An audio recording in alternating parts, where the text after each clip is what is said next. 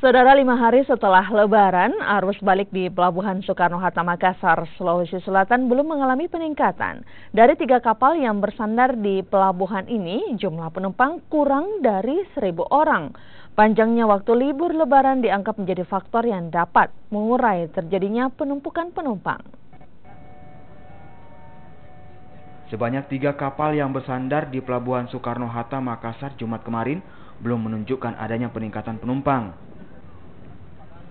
3 kapal yang masing-masing KM Ngapulu asal Bau-Balu tujuan Tanjung Perak, KM Lauser asal Bima tujuan Bau-Bau, dan KM Siremai asal Bau-Bau tujuan Surabaya, total penumpang kurang dari 1.000 penumpang. Sejak tanggal 25 Juni lalu tercatat 10 kapal yang telah bersandar di Pelabuhan Soekarno-Hatta dengan jumlah penumpang kurang lebih 5.000 orang. Belum terjadinya peningkatan penumpang tidak terlepas dari faktor panjangnya waktu liburan Lebaran tahun ini, hingga penumpang memiliki waktu untuk menentukan jadwal untuk balik ke kota asalnya masing-masing. Penumpangnya belum menggeliat ini, masih normal dan flow sekali. Ini aja penumpang cuma 380.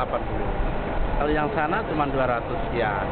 Yang tadi berangkat cuma 100, nggak sampai 100. Jadi kita total setelah H+ sekarang H+5 ya, dari tanggal 25 sampai hari ini kita sudah memberangkatkan dari sini 10 kunjungan kapal.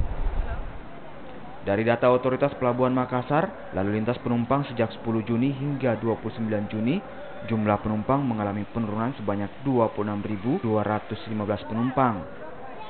Sementara penumpang yang naik sebanyak 3.362 penumpang.